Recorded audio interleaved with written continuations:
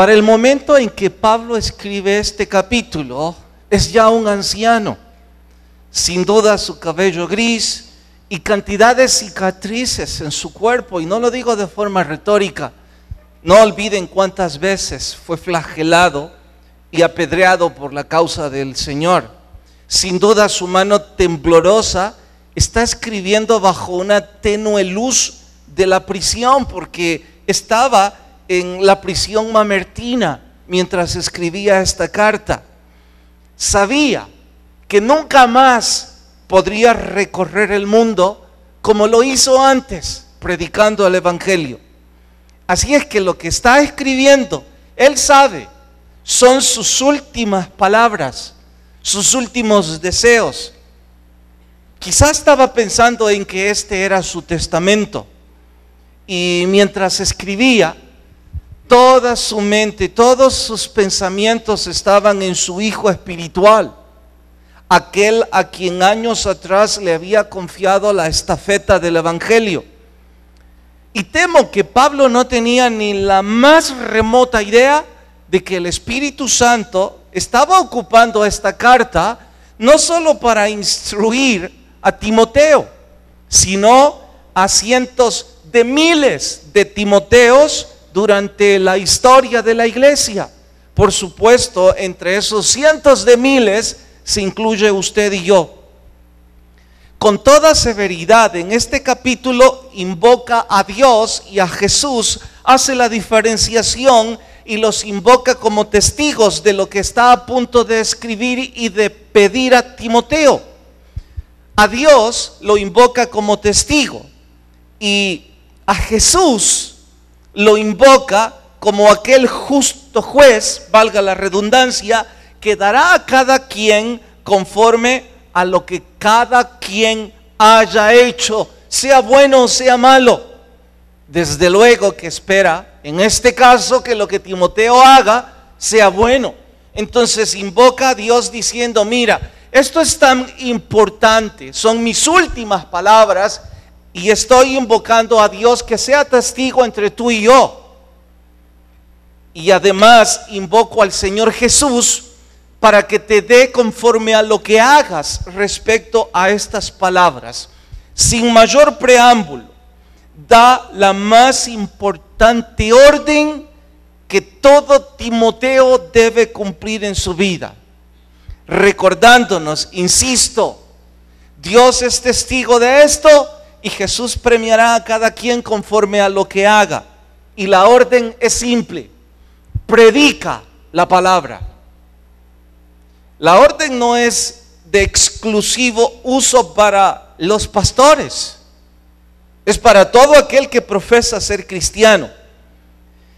Y quizá nunca antes lo entendió, y por ello es importante aclarar: la comisión de predicar el Evangelio es para los que tienen 17, 25, 40 o más de 60 años. Es una orden que no pueden evitar, desde luego, si su cristianismo es legítimo, porque hay algunos que lo que tienen es una religión confusa. Pablo invocó a Timoteo, ahora yo invocó a Dios como testigo de esto, ahora yo hago lo mismo. No es que tenga solvencia moral o autoridad espiritual para repetir lo que Pablo hace, solo estoy narrando lo que la Biblia dice, y en honor a ello invoco a Dios como testigo frente a nosotros y a nuestro Señor Jesús para decirnos: lo que ustedes hagan después de lo que estamos a punto de estudiar, recibirán el premio de acuerdo a lo que quieran hacer, pero la orden es clara: predica la palabra. En honor a eso, el sermón de hoy se titula Predica la palabra. Segunda carta a Timoteo, capítulo 4. Vamos al verso 1 y por favor, cuando lo tengan, se ponen de pie para mayor reverencia a la lectura. Segunda carta a Timoteo, capítulo 4. Vamos hasta el verso 1. ¿Listas sus Biblias? Te encarezco delante de Dios. Aquí está invocando a Dios y del Señor Jesucristo. Aquí dice que Jesús juzgará a los vivos y a los muertos en su manifestación y en su reino. Aquí viene la orden, que prediques la palabra. Es más, mejor lo repiten conmigo para que no lo olviden nunca. Que prediques, que instes a tiempo y fuera de tiempo, redarguye, reprende, exhorta con toda paciencia y doctrina. Porque vendrá tiempo cuando no sufrirán la sana doctrina, sino que teniendo comezón de oír, se amontonarán maestros conforme a sus propias concupiscencias. Hasta ahí leemos y oramos. Señor, rogamos tu Espíritu instruya nuestras vidas y que podamos crecer a través del estudio de tu palabra. Que esto pueda llegar a nuestros corazones tal cual tu palabra lo enseña. En tu nombre lo rogamos. Amén. Pueden tomar su asiento. Ningún cristiano, que sería lo mismo que decir ningún Timoteo, puede pasar por alto esta orden. Luego dice que se debe predicar en todo momento. Al respecto, pienso con frecuencia que los cristianos decimos creer que Cristo viene pronto. Y de hecho, les aseguro que si yo fuese un instructor emotivo y se me hubiese antojado manipular esto y les digo, ¿cuántos creen que Jesús está a las puertas? Muchos habrían respondido de forma emotiva, amén. Lo raro es que muchos de los que hablan dicen creerlo, pero viven como si no lo creyeran. Prueba de ello es que hay una cantidad de ustedes, y no sé si son pocos o son muchos, que ustedes no le han predicado la palabra a nadie en los últimos meses. A nadie. Y no es una orden que ustedes pueden obviar. Han estado ocupados en sus negocios, en sus estudios, en sus placeres, en sus deportes, incluso algunos hasta en actividades religiosas. Pero predicar la palabra no es algo que han creído importante. Y como no lo creen importante, sus hermanos en carne no oyen de Jesús por labios de ustedes. Sus hijos irán al infierno y algunos de ustedes no se han tomado el tiempo ni la aflicción para hablarles de Jesús. Y yo les pregunto, ¿qué creen que es esto? ¿Una charla motivacional? En donde la prioridad es que la gente viva mejor mientras está en la tierra. Porque si de eso se trata, les animo, es mejor que busquen un psicólogo o un motivador profesional. Creo que cualquier universidad podría ayudarles. Pienso que cualquier organización, sin restarle mérito a cualesquiera organizaciones humanistas, pueden hacer un buen trabajo si eso es lo que usted cree se trata. Pero debo aclararlo, esto se trata de ir al infierno o al cielo por la eternidad. Y si usted no está predicando la palabra, mire, sus compañeros de trabajo, usted ha hablado con ellos de todo esta semana, de fútbol, ha hablado de delincuencia, ha hablado de cualquier trivialidad, pero usted no ha hablado nada sobre Jesús. Debo entonces yo concluir que si esas personas se van al infierno, a usted no le preocupa. Ese no es su asunto. El asunto suyo entonces es sentarse a la par de su puesto de trabajo y que él produzca y que yo produzca. Si él va al cielo, bien, y se va al infierno también. ¿Piensan que eso es predicar la palabra a tiempo y fuera de tiempo? ¿Cree que se trata de buscar un momento oportuno? Porque si eso fuera, el momento oportuno no va a llegar. El momento oportuno es ya. si tuvo tiempo y creatividad para hablar de cualquier frivolidad de la vida, ¿cómo no habla de la palabra de su Dios? Dice que la palabra de Dios redarguye, reprende, exhorta y anima a Timoteo a hacer lo mismo.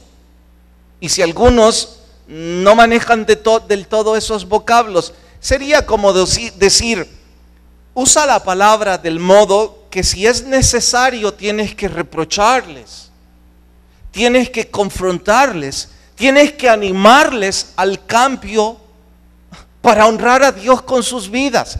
Y claro, yo sé que eso no es una parte cómoda para nadie, empezando para mí como predicador.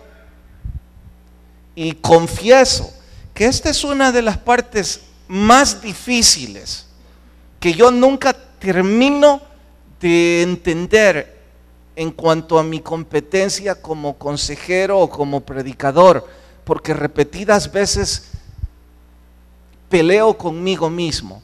Si voy y se lo digo personalmente, va a ser suficiente para que nunca escuche más. Y no es que me preocupa que se quede aquí y vaya al infierno. Porque si se queda aquí y va al infierno, ¿qué gana usted o yo? Es que pienso en mi conflicto personal. Quizás si me callo y no se ve agredido por el que predica, uno de estos días en la predicación el Espíritu va a tocar su corazón. Y yo me estoy apresurando, especialmente porque ahí dice que hay que tener paciencia. Ya pronto les explico eso. Y es que hay una cantidad grande de personas que no toleran que nadie se entrometa en sus vidas. Y parte de predicar la palabra es eso. ¿Quiere ejemplos puntuales? Estoy diciendo que hay personas esta noche, aquí, no estoy hablando ni a la radio, ni a la televisión, ni a los que están fuera. Hay personas aquí que no están luchando para restaurar sus matrimonios. Lo único que tienen es una religión vana. No tienen ningún deseo de luchar. Y se ofenden si el predicador lo dice, aunque saben que la Biblia lo enseña. Lo mismo sucede con aquellas personas que dentro de la iglesia, en un módulo, está su esposa o su esposo, y en el otro módulo está la persona con la que coquetea. Y cuidado al pastor o al que predica la palabra, sea en el púlpito, sea en el ministerio o donde sea, se le ocurra decir algo. Se sienten molestos. Hablo de que en medio de esta iglesia, sin duda hay personas, como lo dice esta carta, por eso Pablo se lo dijo a Timoteo, que quieren hacer sus caprichos, su propia religión, y que si el predicador, sea desde el púlpito donde sea, les redarguye, les confronta y les dice, ¿cómo puedes tener dinero para el cine, para comidas, para el estadio, para juegos, para amigos, y no tienes fidelidad en tus diezmos? ¿Cómo puedes tener tiempo para ver 2-3 horas un partido de fútbol y no tienes hora y media para involucrarte en un ministerio que honre a las personas necesitadas y de esa forma honres a Dios? No quieren escuchar esas cosas. Y claro, tengo la ventaja que desde el púlpito puedo decirlo. Pero cuidado y se me ocurra decirlo abajo.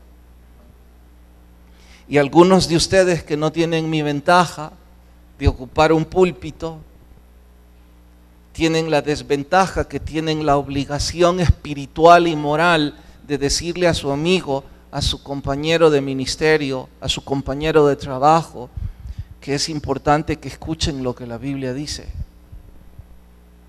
que es importante luchar por honrar a Dios. Sería fantástico que todos aquellos que somos confrontados tomáramos la actitud de David cuando el profeta Natán redarguyó su vida y le dijo: tú eres el que ha pecado, vuélvete a Dios.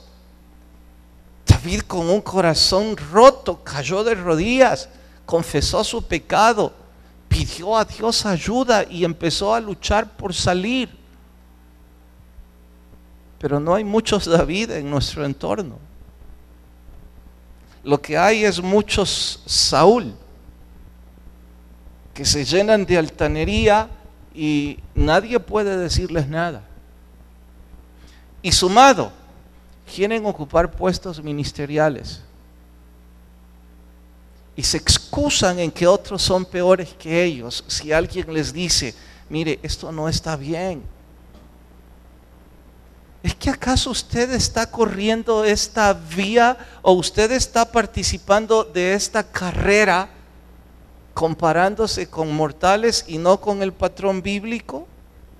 Bueno, Pablo le dice a Timoteo: predica fuera de tiempo, predica en tiempo, redargúyeles, confróntales, ten valor, lo tomen como lo tomen.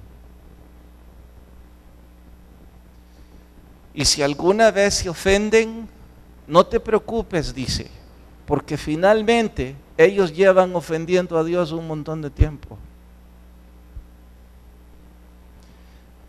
Un poco más adelante, sí dice Pablo a Timoteo: haz esto con paciencia.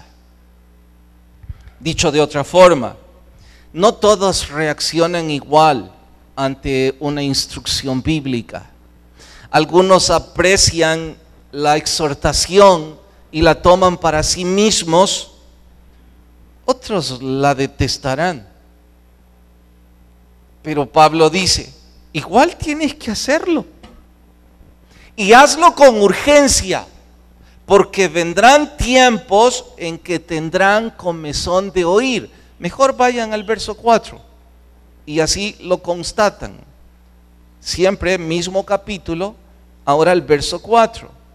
No, el 3 es: porque vendrá tiempo cuando no sufrirán la sana doctrina.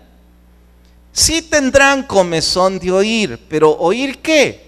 Un montón de maestros conforme a sus propias concupiscencias.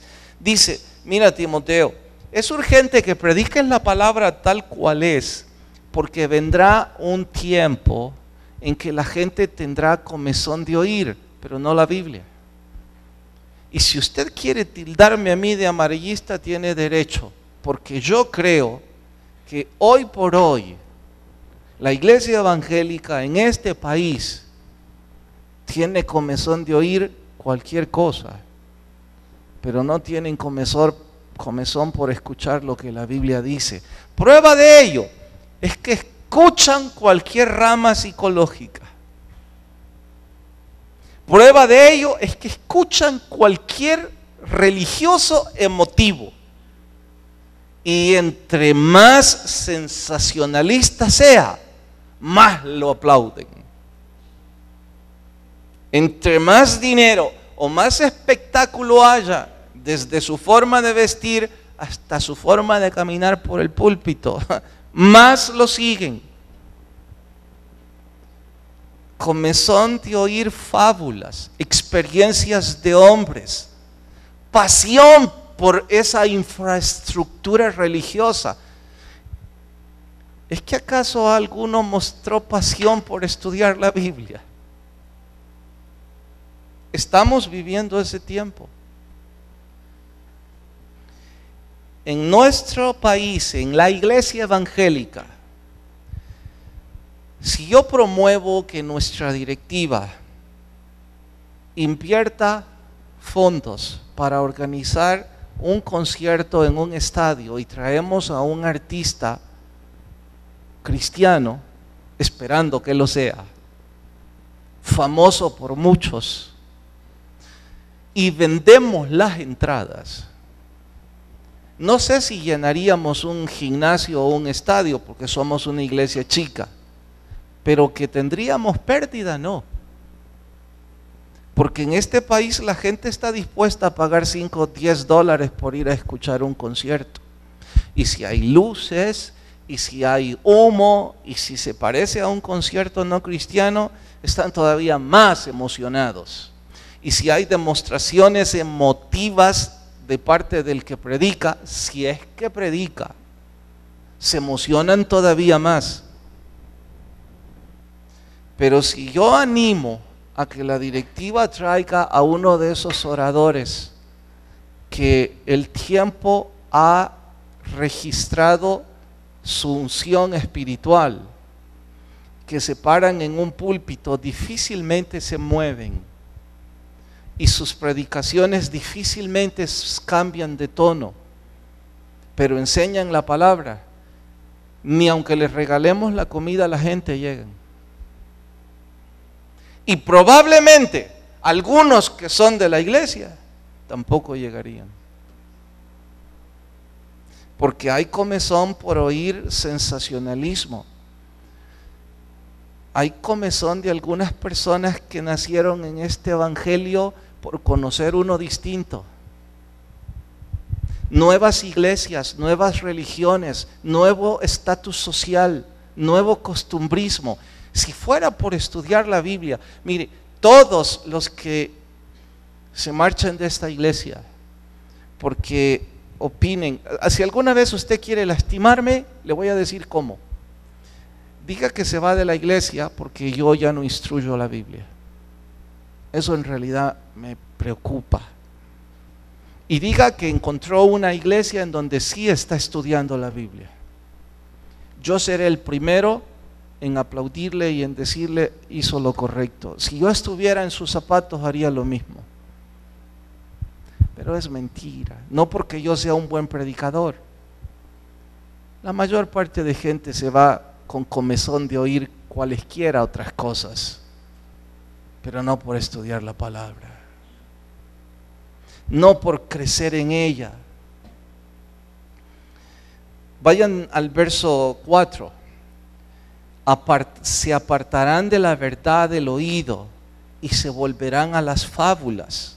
Es lo que estoy diciendo en otras palabras. Y ahora retoma Pablo la exhortación a su hijo espiritual y le dice, pero tú sé sobrio. Usted, dicho en nuestro español, mire Timoteo, usted enseñe lo que aprendió desde que era un niño con su mamá y con su abuelita. Y Timoteo con cierta frustración, pero es que no hay muchos que quieran, que sea sobrio. Manténgase en lo que aprendió y en instruir la palabra. Manténgase equilibrado, manténgase firme, a pesar de todo esto. Verso 6, porque yo ya estoy para ser sacrificado. No, me salté. Sé sobrio en todo y luego dice, soporta las aflicciones. O sea que si usted es sobrio, predica la palabra, redarguye y confronta a las personas, va a tener que soportar algunas aflicciones, algunas injurias, algunas humillaciones y algunos reproches. Sí, ya se lo habían advertido. Habrá momentos difíciles. De hecho, si usted está involucrado en la causa del Señor, una vez más digo, si fuera un predicador que tuviera talento emotivo y con arengas, les pregunto, ¿cuántos siguen la causa del Señor? Estoy seguro que una cantidad de ustedes responderían también emocionados, amén, y casi con un grito.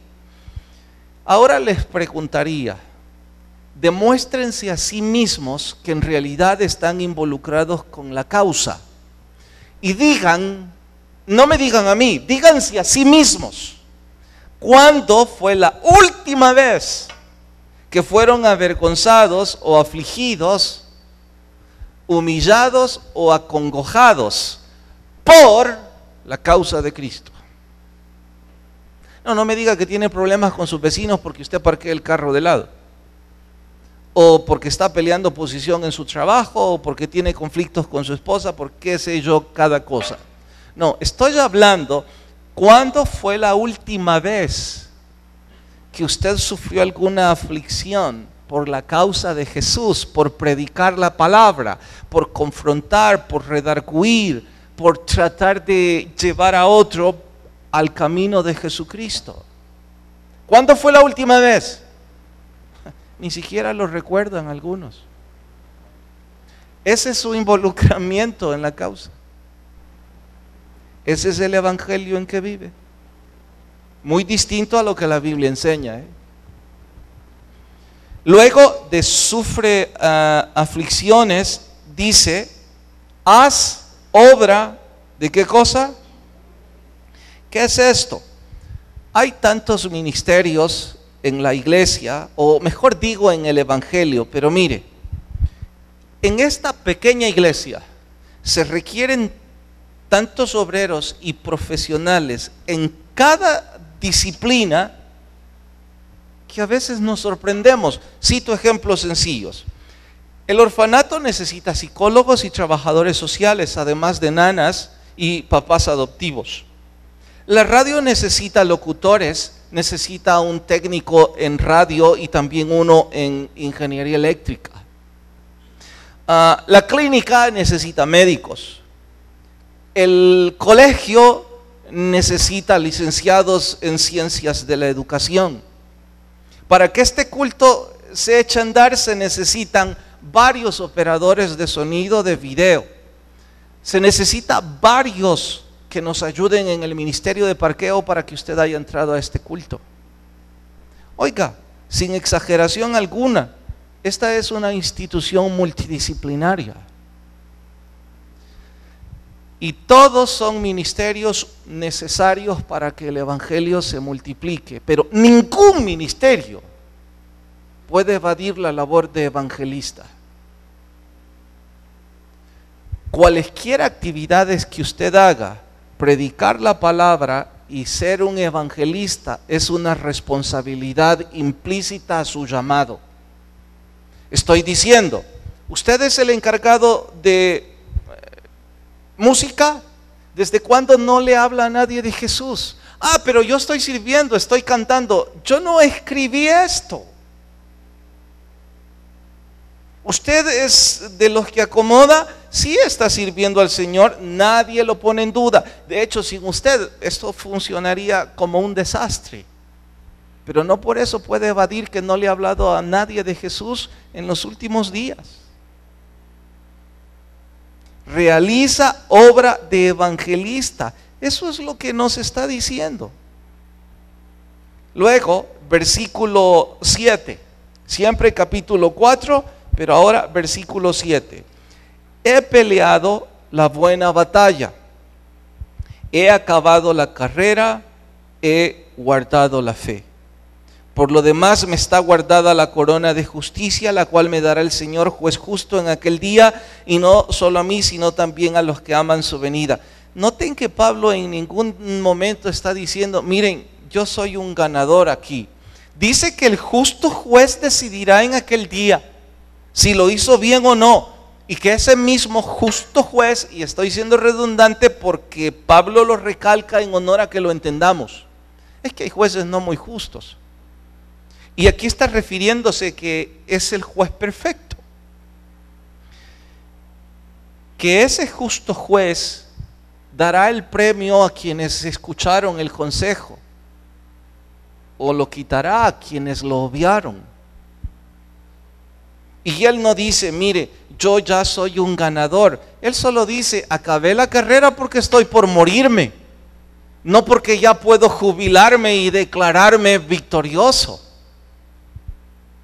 Algunos dicen que murió o que fue torturado tiempo después de salir de esta prisión, y que él estaba consciente de sus enfermedades, de su edad, de la persecución. Entonces él dice, yo ya acabé porque ya no me quedan fuerzas.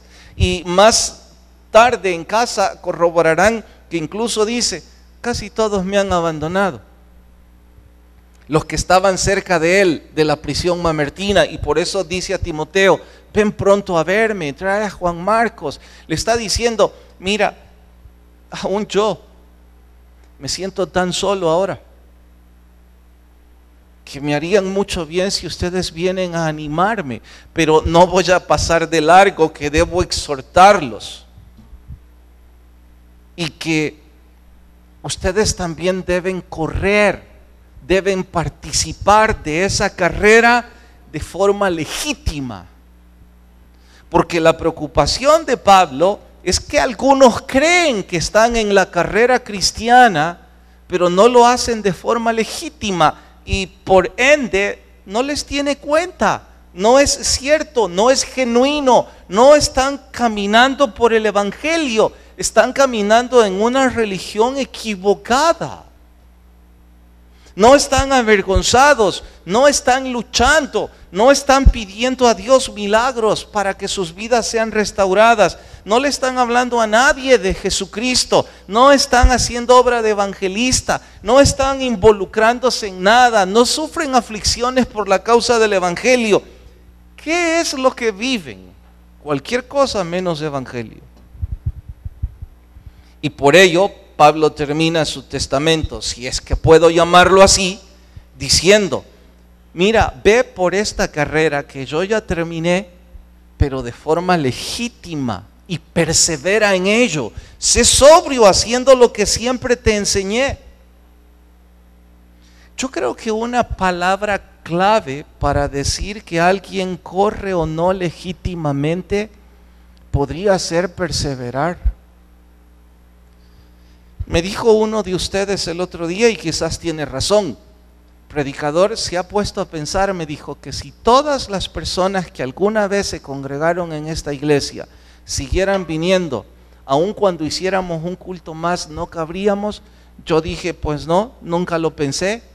Él dijo, de vez en cuando yo hago números y me doy cuenta que pasaría algo como eso, que necesitaríamos otro culto más porque no habría espacio suficiente. Yo sorprendido pregunté, ¿tantas personas se han ido? Lo pregunté con tristeza. Ahora voy a preguntarlo de una forma distinta. ¿Tantas personas no perseveraron? Porque si se fueron a servir en otra iglesia, en buena hora. Pero según este amigo, son los que no perseveraron en su fe. Y esta es una buena pregunta que usted puede hacerse. Si usted está perseverando en lo que dice este capítulo, si usted es persistente en hablarle de Cristo a alguien, vamos, cuando se siente en su escritorio, en su mesa de trabajo, ¿por qué no escribe los nombres de alguna persona a la que puede predicarle sobre Jesucristo? Sea persistente en ello. ¿Por qué no escribe que debemos ser persistentes para dejar algún vicio de nuestra vida? Y de esa forma orar todos los días que debemos salir de ese pecado. ¿Por qué no escribimos que debemos perseverar en los cultos? ¿Por qué no escribimos que debemos perseverar en ir al seminario, especialmente los que son líderes? Y al menos cursar una materia, sino que enseñan charlas motivacionales. No ayuda para nadie, simplemente confunde más a la gente que tiene comezón de oír fábulas, a la gente que tiene comezón de oír testimonios, a la gente que tiene comezón de oír cosas que no están aquí. Si la persistencia es una de las virtudes que pueden demostrarme si mi fe es genuina, pues entonces voy a ilustrárselo para cerrar esta carta con lo que el encargado de misiones de esa iglesia compartió. Dijo que hacía la distribución del trabajo que se haría en el siguiente trimestre en los distintos pueblos de su país, y que montaron una campaña misionera e invitaron a servidores voluntarios que por una semana fueran, o 2 o 3 días, y que fuesen misioneros, que llevaran comida, que llevaran ropa, que regalaran, pero sobre todo que predicaran la palabra. Y como eran voluntarios, él dice que fue emoción. Se acercaron un buen número y él les dio la libertad.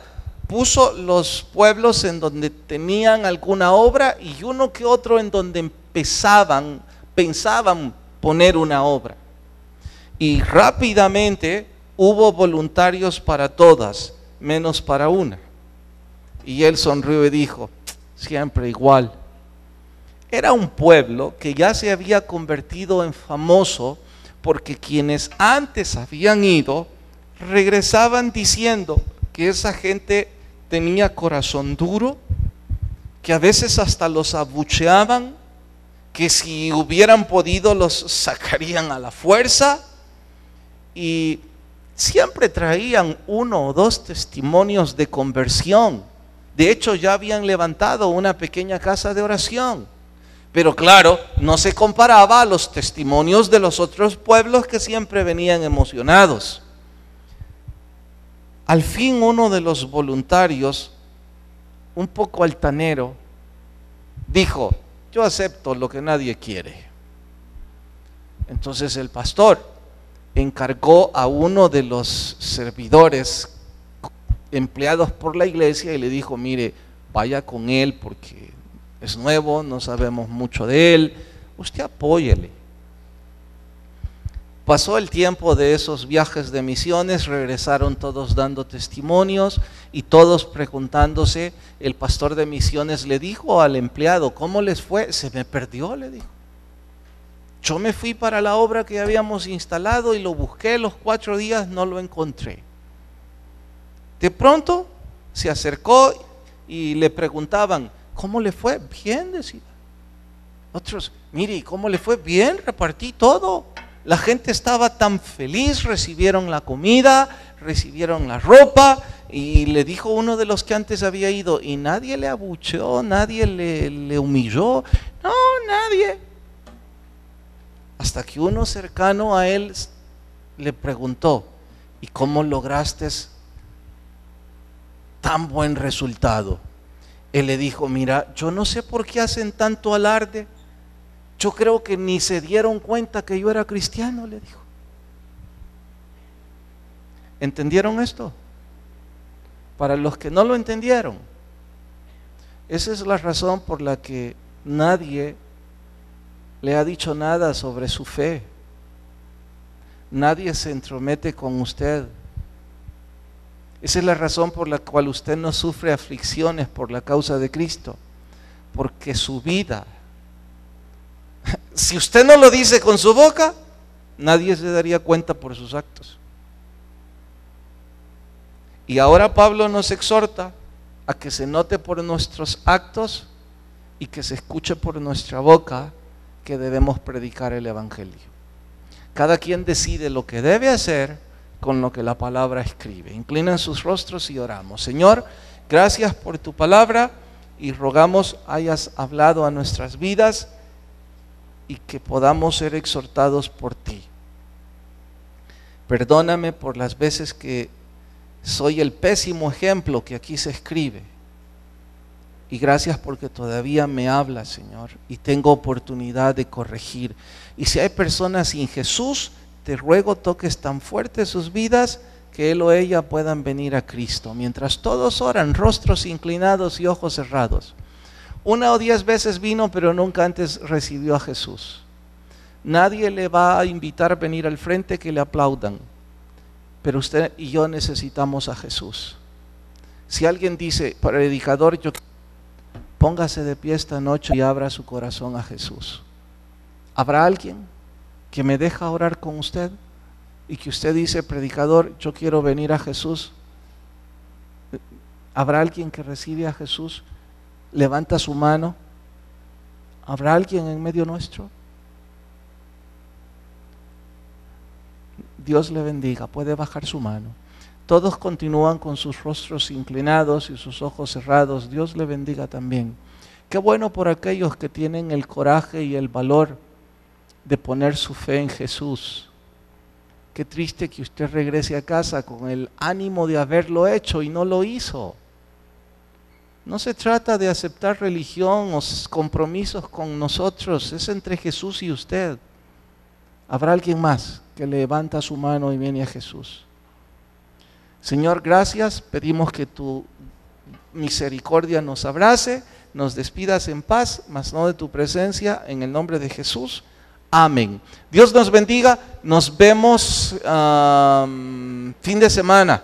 Que la paz de Dios nos acompañe a cada uno y Dios nos bendiga a todos.